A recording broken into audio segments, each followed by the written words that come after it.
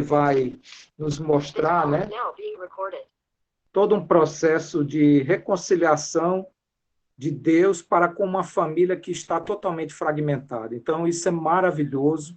Nós vamos, a partir desse capítulo 42, ver toda essa trajetória, né? Deus conduzindo o homem que está despedaçado, fragmentado, para uma reconciliação. Isso, para nós, é motivo de grande alegria, porque o Senhor tem cuidado de nossos caminhos. Nós, que andávamos errantes, né, perdidos em nossos delitos e pecados, o Senhor nos convergiu para Ele mesmo. Isso é maravilhoso.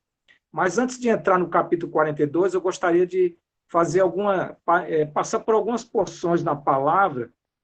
A primeira delas seria Provérbios, capítulo 23, o versículo 26, que os irmãos já conhecem, mas sempre é bom a gente repetir. Palavras do Senhor diz assim: dá-me, filho meu, o teu coração, e os teus olhos se agradem dos meus caminhos. Graças ao Senhor, que Ele clama para que nós possamos entregar nossos corações a Ele. E a partir dessa entrega, realmente, nossos olhos, que são olhos, passarão a ser olhos não carnais, mas espirituais, vão realmente se agradar dos seus caminhos. Isso é maravilhoso. Eu queria também trazer uma porção, não agora da Bíblia, mas de um hino que nós cantamos, é o hino 320, que eu gostaria de recitá-lo, porque ele tem muito a ver com essa experiência do capítulo 42.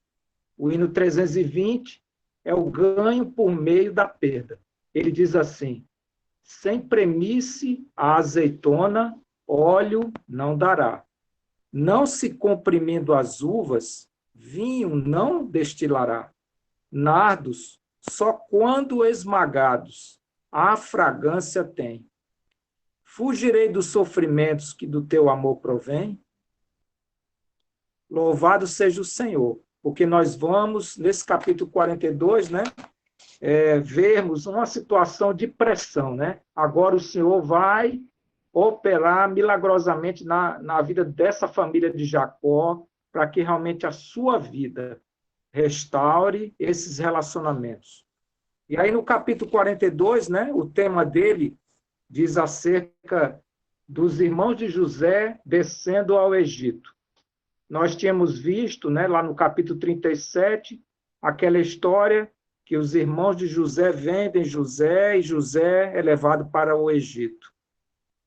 Depois nós entramos no capítulo 38, daquela questão da história de Judá. E importante ali, a história de Judá, nós nunca nos esquecemos que realmente de onde vem o Salvador vem de Judá. E ali nós verificamos Judá sendo trabalhado pelo Senhor.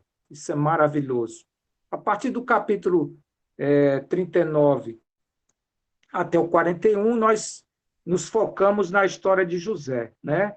José chega com 17 anos, ele tem toda aquela questão da casa de Potifar, ele é colocado numa prisão. Aos 30 anos, né, ele sai dessa prisão, ele interpreta os sonhos de Faraó, e ele agora é o governador do Egito para governar por aqueles 14 anos, os 7 anos de fartura e aqueles 7 anos de escassez. E aqui no capítulo 42, nós estamos justamente num período de tempo que nós passamos. José sai com 17 anos, com 30 anos, 13 anos depois, ele está governando o Egito, mas ainda tem aqueles 7 anos de fartura. E após esses 7 anos, começa a questão da seca, volta realmente a essa questão do encontro, né, dos irmãos de José com ele. Eles descem ao Egito. E aí nós precisamos também trabalhar algumas questões que já foram faladas e é importante a gente trazer novamente, né? Na família de Jacó, e isso aí a gente sempre falou nisso, há uma questão básica com relação aos relacionamentos, né? O problema de relacionamento ainda persiste e repercute. E nós temos coisas a falar sobre isso, né? Os irmãos se lembram daquela preferência de Isaac, né? Ele tinha um olhar voltado para Esaú, já Rebeca era um olhar voltado para Jacó. Nós temos a própria preferência de Jacó, né? Ele amou a Raquel e, assim, por consequência, amava os dois filhos dela, José e Benjamim. Nós temos o desprezo de Jacó a Lia, também a Diná, também aos outros filhos, né? Principalmente numa questão que nós vamos ver agora nesse capítulo 40, de Simeão, porque Simeão fica preso no Egito e Jacó, assim, quando os irmãos chegam, ele não toma nenhuma providência rápida de socorrer esse filho que está escravo no Egito. Nós vemos também, por toda essa questão de relacionamento, um despertar de ódio, né, dos irmãos em relação a José, a venda de José, que se afastou do convívio dos seus irmãos. Isso nós vimos no capítulo 38. A questão de Rúben, né, que ele tomou uma concubina de seu pai. Então, de Simeão e Levi, lá naquele episódio envolvendo Diná, que eles profanaram a circuncisão. Então, irmãos, nós podemos vislumbrar a questão de relacionamento na família de Jacó, né? É uma família que nós podemos dizer que encontra-se morta espiritualmente, né? Nós podemos ler agora Efésios capítulo 2, né? Qual é a solução para isso, né? Uma família morta, qual é a nossa solução? Nós, que também estávamos mortos em nossos delitos e pecados. Então, no capítulo 2 de Efésios, nós encontramos a solução, né? Diz assim, Efésios 2, ele vos deu vida, estando vós mortos nos vossos delitos e pecados, nos quais andastes outrora, segundo o curso deste mundo, segundo o príncipe da potestade do ar, do espírito que agora atua nos filhos da desobediência, entre os quais também todos nós andamos outrora, fazendo segundo as inclinações da nossa carne, fazendo a vontade da carne e dos pensamentos. E éramos, por natureza, filhos da ira, como também os demais. Mas Deus, sendo rico em misericórdia, por causa do grande amor com que nos amou, e estando nós mortos em nossos delitos, nos deu vida juntamente com Cristo. Pela graça sois salvos. E juntamente com ele nos ressuscitou e nos fez assentar nos lugares celestiais em Cristo Jesus, para mostrar nos séculos vindouros a suprema riqueza da sua graça, em bondade para conosco em Cristo Jesus, porque pela graça sois salvos, mediante a fé. E isto não vem de vós, é dom de Deus, não de obras, para que ninguém se glorie, pois somos feitura dele, criados em Cristo Jesus para boas obras, as quais Deus de antemão preparou para que andássemos nelas. Então, graças ao Senhor por toda essa providência divina, não só em nossas vidas, mas também em todo este relato do capítulo 42 de Gênesis. Deus faz seus arranjos, e aí nós podemos citar dois arranjos aqui no capítulo 42 que são muito evidentes: a fome, né, e a aspereza do tratamento que José dispensou para com seus irmãos. Tudo isso para que a vida, né, pudesse a vida chegar àqueles que estavam mortos. Então, nós podemos afirmar, né, nessa situação do capítulo 42, que a família de Jacó está realmente num processo de alienação de Deus. Nós vemos a cada capítulo ali que nós prosseguimos esse afastamento realmente da promessa de Deus. Não é? Nós podemos dizer aqui no capítulo 42, até aqui, que José está considerado morto pela família. José também, naquela questão, depois que ele consegue sair da prisão, ele não faz nenhum esforço, né, para retornar à sua família, ou contatar a sua família. Jacó, como nós também vemos, ele continua a lamentar a perda de José. Jacó passa a demonstrar agora que José não está mais a sua preferência por Benjamim. Jacó também, ele talvez suspeite, né, de seus filhos com relação à morte de José. E os filhos de Jacó, estão totalmente apáticos, eles não reagem. Então, por meio da fome, Deus vai iniciar o processo de salvação desta família, obrigando-a a confrontar o passado e suas relações de uns para com os outros. Então, todos aqueles acontecimentos que nós vimos no capítulo 37, o Senhor agora vai trazer à tona. O Senhor agora vai fazer clarificar. E agora a vida realmente vai resplandecer sobre essas trevas.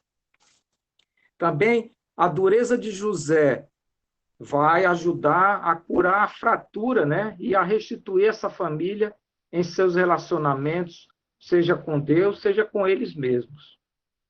Importante também, irmãos, destacar nesse processo de restauração aquele ocorrido que houve com Judá no capítulo 38. Lembra que nós lemos o episódio do capítulo 37 e que ali há uma intercalação em que há a descrição da questão de Judá, que ele abandona seus irmãos e passa a estar com os cananeus, né?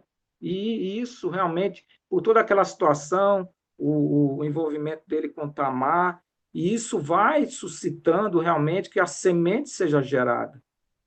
Judá agora, nós vamos ver, não nesse capítulo 42, mas no 43, nós vemos uma reação grande produzida lá pelo que foi objeto da pressão que Judá sofreu naquele capítulo 38. E aí nós podemos falar um pouco nessas relações, né? As relações da casa de Jacó, né? Eram as relações que a gente vê que não são confiáveis, a gente não percebe realmente que um confia no outro, e o Senhor vai trabalhar para que essas relações passem a ser confiadas. Nós verificamos também, né, que as relações, além de não confiáveis, elas são disfuncionais. Nós não vemos cada um ali trabalhando em prol do outro, né? É preciso que o Senhor realmente os desperte para que eles funcionem, para que eles realmente, cada um tenha discernimento de qual o papel deles nesse enlace que Deus um dia, lá em Abraão, fez com essa família. Também precisamos trabalhar um pouco essa questão da desonestidade, né? Nós vemos que em Jacó, né, houve toda essa semente de desonestidade, né? E agora o Senhor quer convergir tudo isso para algo que seja altamente honesto, e não só honesto, mas que repercuta em lealdade, né? E José é finalmente o vaso que Deus vai usar para que essa família seja reconciliada. Jacó, infelizmente, ele fracassou nessa tentativa de reconciliar sua família, de prover à sua família uma unidade. E José, graças ao Senhor, vai ser esse vaso que vai produzir isso. Então, irmãos, eu vou agora adentrar no capítulo 42. Em alguns versículos eu vou ler, em outros eu vou destacar algumas coisas que são importantes. Então, no caso, eu vou ler os versículos 1, 2 e 3 do capítulo 42 e fazer alguns comentários. Então, ali diz assim: sabedor Jacó de que havia mantimento no Egito, disse a seus filhos: por que estáis aí a olhar uns para os outros? E ajuntou: tenho ouvido que há cereais no Egito. Descei até lá e comprai-nos deles, para que vivamos e não morramos. Então desceram os 10 dos irmãos de José para comprar cereal do Egito. Então nós percebemos aqui uma falta de percepção espiritual de Jacó, né? Nós vemos uma atitude muito humana de Jacó, sem buscar o Senhor, sem pedir amparo ao Senhor, sem buscar a luz do Senhor com relação à situação. E isso, irmãos, isso é uma prática muito comum de nossas vidas, né? Nossa percepção ainda voltada para as coisas que se veem nos impede de perceber, né, o mover de Deus, o seu grande poder sobre todas as coisas, o nosso olhar de fé, tudo isso é desvanecido. E acabamos, né, enxergando, infelizmente, somente as coisas que estão ao nosso redor. E nessa situação, ela é o que está nesse momento ali na cabeça de Jacó. Nós não vemos nenhum momento Jacó ali orando, intercedendo a Deus, pedindo orientação a Deus sobre o que estava acontecendo, mas ele agindo humanamente. E vejo que ele ainda, né, ele tem um ar de arrogância, ele parece aquele mesmo Jacó, quando ele encontra aqueles pastores no poço, né, que ele ali toma a atitude de tirar a tampa, e assim, é uma questão que todos nós temos, né? A gente sempre acha que o acaso, né, é o senhor dos acontecimentos, porque nós nos apegamos àquilo que nós vemos, àquilo que é imediato, àquilo que é natural, e acabamos, assim, por colocar um véu em nossa visão espiritual. Então, esses 3 versículos que nós lemos, nós vemos um Jacó realmente autoritário, um Jacó que, inclusive, fulmina, né, a influência de seus filhos. E isso aí é uma evidência, realmente, de que tem que haver um trabalho do Senhor para colocar essas coisas em ordem. E aí eu queria, com esse relato, trazer uma situação que nós vivemos hoje, né? Nós estamos hoje em dias, né, de pandemia, e quantas das vezes, irmãos, a gente realmente coloca um véu em cima dessa realidade? Quantas vezes a gente se prende aos acontecimentos carnais, humanos, naturais, e esquecemos que o Senhor tem o controle de todas as coisas? Essa pandemia, todos nós sabemos, tem causado muito sofrimento, tem causado perdas, tem causado realmente no homem uma incerteza, mas nós nunca podemos deixar diante desses acontecimentos, acharmos que está havendo algum descontrole, que por acaso o Senhor não reina sobre tudo isso. E que se essas coisas acontecem, Deus tem a sua forma de tirar proveito. Então, que nós possamos realmente entender isso, possamos viver uma vida realmente olhando para as coisas espirituais, atentos, sim, a tudo aquilo que o Senhor quer com esses acontecimentos para que o seu propósito seja cumprido. Aí podemos falar um pouquinho também da aspereza de tratamento de Jacó com seus filhos, né? Então, como eu já tinha dito aqui, há uma questão de relacionamento que precisa ser trabalhado. Nós vemos esses 10 irmãos, que foram aqueles responsáveis por ter vendido José, ainda em crise de relacionamento. E percebendo também que seu pai Jacó ainda tem a questão da preferência, né? Uma vez parte de José, sua preferência se volta para o seu outro filho, que é Benjamim. E isso provoca realmente uma apatia de seus filhos, né? Eles foram ao Egito simplesmente por ordem de seu pai, não porque eles mesmos, né, tivessem buscado uma solução para o problema. E aí, prosseguindo, nós temos no versículo 4 essa questão da desconfiança de Jacó, né? Que ele realmente tem ainda uma desconfiança de que aquela morte de José não foi tão natural assim. Demonstra ali também a preferência dele por Benjamim, né? E isso tudo gera uma total falta de confiança. E que o Senhor realmente precisa trabalhar nessas questões. No verso 6, diz assim, que José era governador daquela terra, era ele quem vendia a todos os povos da terra, e os irmãos de José vieram e se prostraram, rosto em terra, perante ele. E ali nós podemos, né, destacar nesse versículo 6, né, que aquele sonho que um dia José teve, né, agora ele pode ver que esse sonho se realiza, né? Os irmãos de José vão até o Egito e se prostram diante de José, que é o governador no Egito.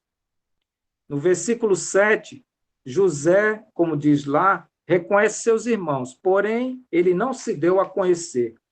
E aqui nós abrimos uma questão muito importante, porque se nós formos olhar essa questão de que José não se reconhece a seus irmãos, não se dá a reconhecer, mas ele reconhece, nós podemos aqui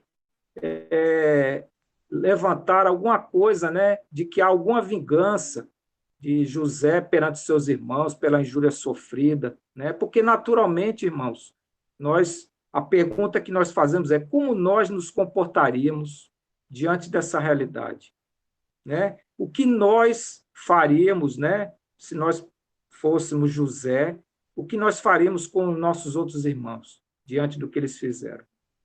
E se coloca essa questão, né, de que José ali se disfarçou, ele de alguma forma operou um engano, mas aqui nós podemos dizer o seguinte, que o disfarce que José criou aqui é porque ele queria sondar esses irmãos, ele queria realmente testar esses irmãos, afinal de contas, anos que ele não vê esses irmãos, ele quer testá-los para ver, verificar, revelar o que esses irmãos realmente tinham em mente. Se eles estavam arrependidos diante do que fizeram com José, como eles estavam vivendo, né, após aqueles acontecimentos do capítulo 37. Né? E também aqui demonstra um cuidado que ele tinha com seu irmão Benjamim. José, com certeza, né, sabia que, assim como começou a haver uma questão de que os outros irmãos, os 10 irmãos, começaram a odiar José, consequentemente, esse ódio poderia ser repassado para o seu irmão Benjamim. Então, José, de uma forma estratégica, ele está ali para colher informações. Ele não poderia se dar a revelar naquele momento. Ele precisa sondar aqueles corações. Afinal de contas, mais de 20 anos se passaram entre a última vez que José viu seus irmãos. Né? Então, a questão de José, ele tem que refletir cuidadosamente sobre o caso, a fim de que ele possa tomar as medidas corretas a partir daquelas circunstâncias que foram expostas pelos seus irmãos. José é duro, como nós vimos, os irmãos leram, ele é muito duro em seu discurso. Porém, irmãos, a gente tem que se lembrar, como nós vimos em alguns episódios, né, que ele se esforça para conter as suas lágrimas. Então, há uma questão de dureza, mas também há uma suavização pela misericórdia. E esses são os caminhos do Senhor. Muitas das vezes, né, nós passamos por episódios duros, mas nós reconhecemos a grande misericórdia do Senhor. E aí eu posso dizer que esse capítulo 42, ele evidencia, né, muitas coisas, a relação do Deus conhecido com nós em questões que nós não conhecemos, né? A mesma coisa que José, ele reconhece, né? Ele é um que conhece diante daqueles irmãos que não conhecem a situação. E assim Deus opera conosco, né? E também não cabe, né, nós aqui julgarmos José, do tratamento duro dele com seus irmãos, porque a pergunta é como nós reagiremos diante de uma situação dessa, né? Não podemos dizer que o disfarce dele pode estar associado a uma fraude ou uma falsidade, de jeito nenhum, porque nós não podemos aqui exprimir qualquer julgamento, porque nosso julgamento, no caso desse, vai ser a partir do certo e do errado. E o Senhor não trabalha com certo ou errado, o Senhor trabalha com a vida. Deus, em seus arranjos, pode fazer com que o servo dele deixe de agir de acordo com a regra comum. E aí nós temos muitos exemplos a comprovarem isso, né? Nós temos ali em Tamar, né? A questão dela, aquela fraude de Tamar, uma fraude fiel. Nós temos em Raabe aquela questão da traição, que é uma traição fiel. Nós temos aquelas parteiras hebreias, né? Diante de Faraó. Nós temos também uma ocorrência mais recente de um irmão nosso, um pastor alemão, chamado, o nome dele é Dietrich Bonhoeffer, me perdoe se eu não pronuncio bem o nome dele, mas esse pastor alemão, ele se viu na seguinte situação, na Segunda Guerra Mundial, ele pastor, ele vendo a ascensão do Hitler, ele verificou realmente, né, toda a questão maligna daquele líder. E ele, irmãos, como pastor, ele passou a ser espião. Ele realmente foi um dos que, em alguns episódios, ele tramou uma conspiração para matar o Hitler. E aí nós vamos julgar e dizer assim, não, ele errou. Não, Deus tem seus arranjos e cada um vai ser julgado pelo próprio Senhor, que sabe como julgar cada um por aquilo que fez. E o mais importante é o que está em nossos corações diante das coisas, ou certas ou erradas que viermos a fazer. Então, aqui nós podemos dizer que a referência de todos esses acontecimentos, seja dessa forma de José estar ali, né, não se revelando a seus irmãos, seja na questão de Tamar, na questão de Raabe, das parteiras, do nosso pastor alemão, a questão não é o certo e errado, a questão é a vida. E é isso que o Senhor vai buscar o que motivou a que nós tenhamos feito alguma coisa, seja nosso julgar de certo ou de errado. Graças ao Senhor por isso. Bom, continuando, no versículo 9, né, diz assim: então José se lembrou dos seus sonhos. E aí é muito interessante, porque desde que José foi preso, né, talvez esse sonho ele se apagou na sua vida, né? Sofrimentos que José passou, isso pode ter desvanecido, né? Pode ter realmente apagado tudo aquilo que ele um dia teve como esperança do Senhor, que seus irmãos se curvariam diante dele. Isso realmente foi desvanecido. E isso tem muito a ver, irmãos, com as nossas vidas, né? Porque em nosso dia a dia, nas coisas em que nós nos envolvemos, muitas das vezes nós realmente acabamos nos esquecendo das promessas do Senhor. Acabamos sendo sufocados e oprimidos pelas trevas da aflição. A pandemia é um desses momentos. Quantas das vezes, irmãos, eu me incluo, nós não estamos sendo sufocados e oprimidos por essa situação, né? Por todo todo esse divulgar de informações, depreciando, trazendo falta de esperança. Quantas das vezes essas trevas que nós estamos passando, né, por conta dessa pandemia, tem nos feito esquecer das promessas do Senhor? Embora, né, nós sabemos que a palavra de Deus habita ricamente em nossos corações, mas nem sempre nós nos lembramos dela. É muito provável, né, que os anos de sofrimento de José tenham feito ele esquecer daqueles sonhos que ele teve. Mas, mesmo assim, o Senhor é fiel, o Senhor traz de volta, o Senhor revigora, né? E também desse exemplo nós podemos nos lembrar dos próprios discípulos do Senhor, que a própria palavra diz, né, que os discípulos só se lembraram das palavras dele, do Senhor, depois que ele ressuscitou. Então, é uma característica, o Senhor já nos conhece muito bem, já sabe dessa nossa realidade, e por graça e misericórdia, ele tem nos aberto o caminho, tem nos dado a possibilidade de dar a nós essa visão espiritual. Mesmo a gente em meio a um olhar ainda focado nas coisas dessa terra, focado nos acontecimentos, mas o Senhor tem trabalhado para que a gente saia dessa realidade e enxergue as coisas sob o prisma espiritual. E prosseguindo, nós temos do versículo 10 ao versículo 14, né? Ali a forma áspera de José tratar com seus irmãos. Mas, irmãos, é necessário isso. Como eu li naquele hino 320, se não houver pressão, não tem como realmente suscitar com que nossos corações sejam transformados.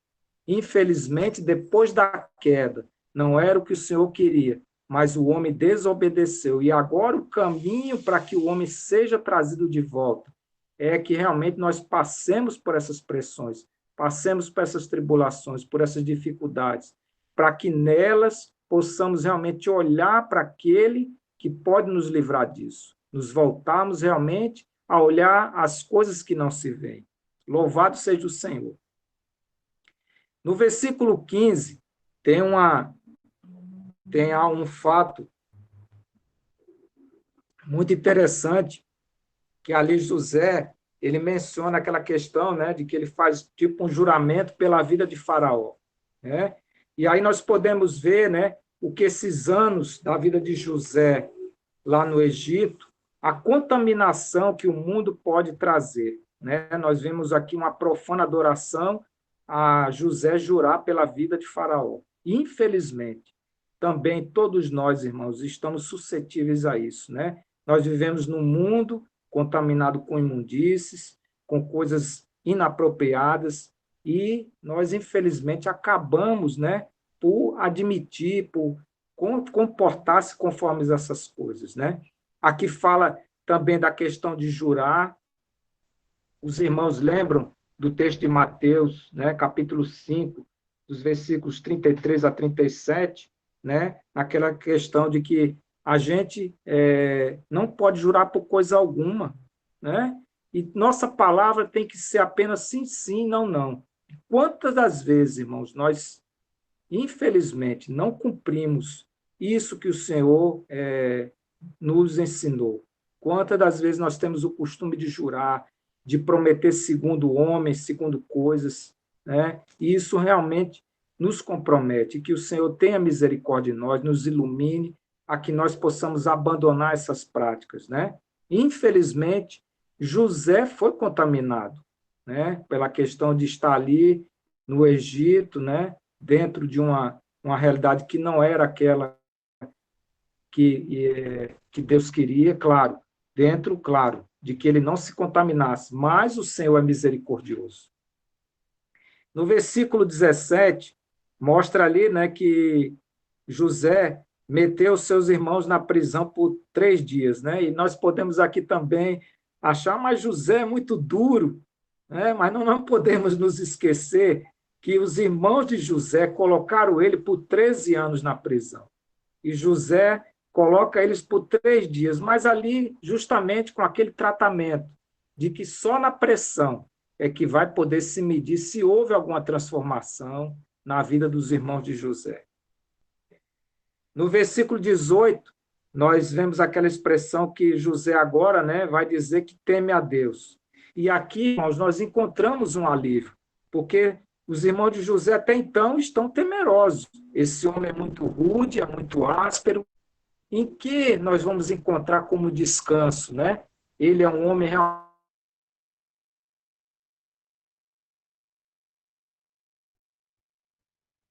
de José, mas José dá um alento, né? Quando ele diz que teme a Deus, nós conseguimos ver realmente que há um alívio, nós podemos ver realmente que José exala o perfume de Cristo, né? Ele passa a ter um tratamento com esses irmãos de uma forma mais sincera, mais de maior de bondade, né? E pode também com esse temor a Deus, que é o princípio que deve regir nossas relações, pode realmente ter causado um alívio aos irmãos de José.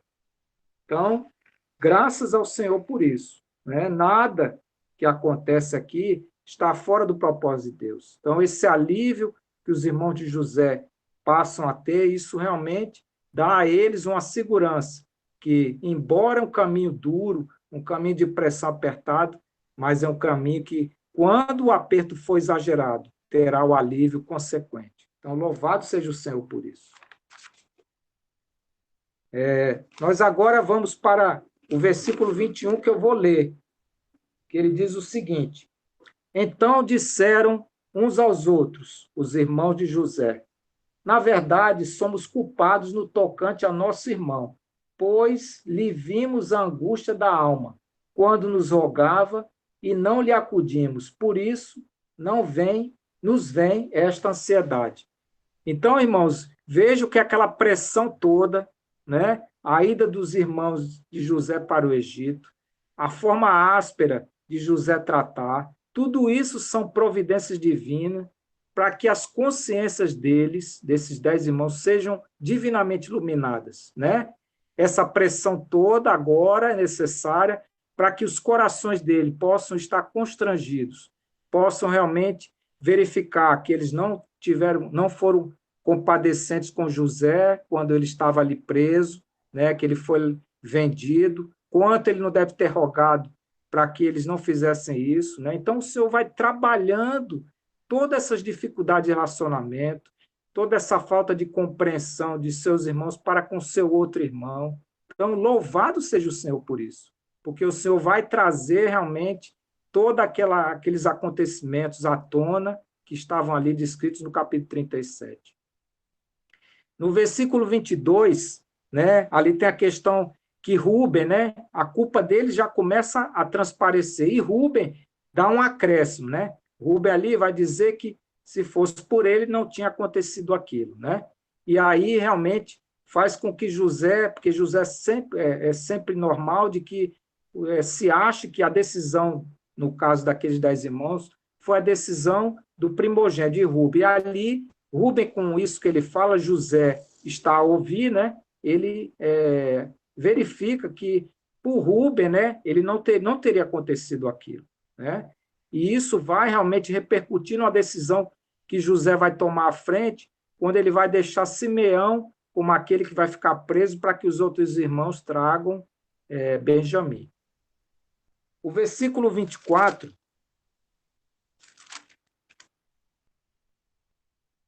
mostra essa questão da grande misericórdia, né? Embora a dureza de José, mas aqui tem. E retirando-se dele, chorou. Depois, tornando-lhes, falou. Tomou a Simeão dentre eles e o algemou na presença deles. Então, nós podemos ver que não é um José aqui vingativo, não é um José que toda a pressão que está sendo dispensada é para que ele, né, possa se vingar do que aconteceu, nada disso. Aqui José está realmente diante da vontade do Senhor, fazendo aquilo que é duro e necessário, mas também se compadecendo de seus irmãos. Louvado seja o Senhor por isso.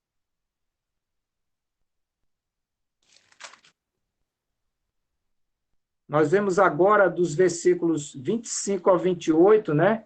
Toda uma pressão, né? Então, assim, é pressão em cima de pressão, né? E José, sabiamente, ele não deixa se levar, né, por apenas um momento em que seus irmãos confessam ali ter se arrependido. José realmente é um vaso do Senhor, para que essa obra de premir essas uvas, né, possa realmente chegar ao seu clímax, possa realmente sair vinho. Então, José, divinamente, ele pressiona, ele coloca pressão. E nos versículos 25 a 28 é mais uma pressão, naquela questão do dinheiro nos sacos, né? Então, tudo isso vai realmente levar os irmãos de José a refletirem sobre tudo que aconteceu, graças ao Senhor, né? E nós precisamos realmente fazermos essa reflexão. Nós, muitas das vezes, temos o costume, né, de atribuir ao outro a culpa pelos nossos próprios pecados. Nós vemos lá em Gênesis, né, a mulher, né, no caso, Adão, pela desobediência, culpando a mulher, a Eva dizendo que foi a serpente que enganou. Então, isso é muito comum no nosso viver, né? E aqui nós começamos a ver todo um arranjo divino para que essas questões sejam trabalhadas para cada um, sem que isso gere de um para com o outro a culpa, que cada um seja constrangido a ver a participação em toda essa culpa, né? Em todo esse processo que culminou ali na venda de José. Bom, continuando, dos versículos 29 ao 36, né? Agora a volta dos 10 filhos de Jacó, e agora é todo um diálogo travado entre Jacó e seus 10 filhos, né? E ali nós novamente nos deparamos, né, com a questão de Jacó lamentando ainda pela perda de José, as dificuldades de relacionamento sendo colocadas, né, extravasadas, a desconfiança de Jacó para com esses filhos, né?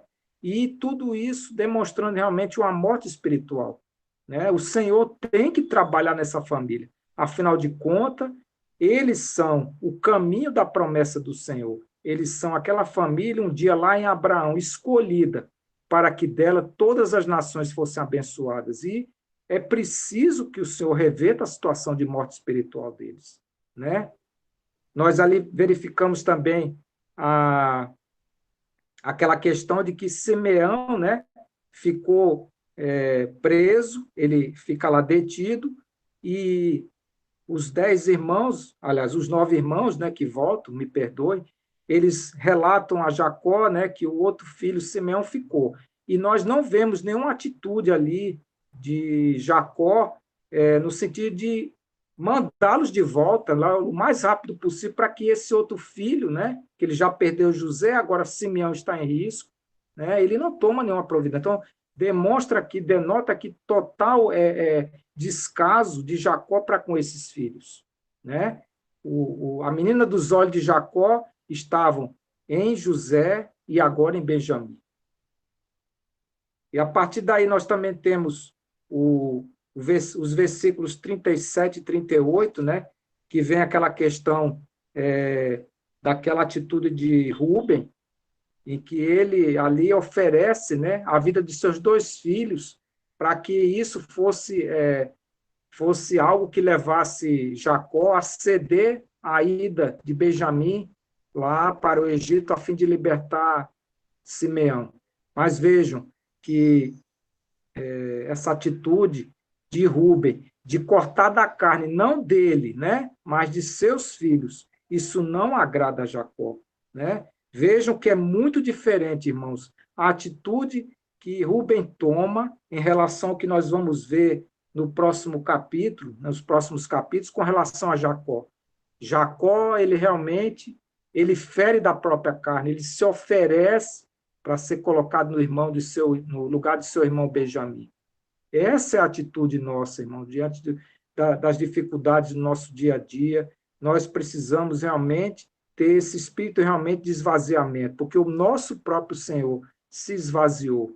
E aqui Judá maravilhosamente faz isso. Por isso, realmente, que em Judá está a descendência do nosso Senhor, né?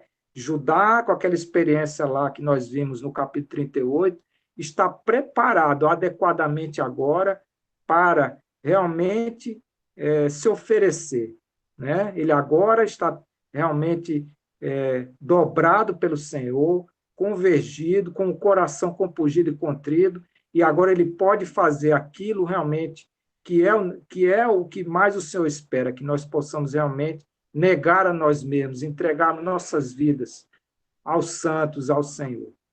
Então, irmãos, eu acredito que tenha fechado esse capítulo 42. Eu fico à disposição, que os irmãos possam complementar, que os irmãos possam realmente trazer mais conteúdo, porque são insondáveis riquezas, nós jamais conseguiremos abordar tudo, graças ao Senhor por isso. Então, que os irmãos possam dar continuidade e que o Senhor seja louvado. Aleluia. Amém.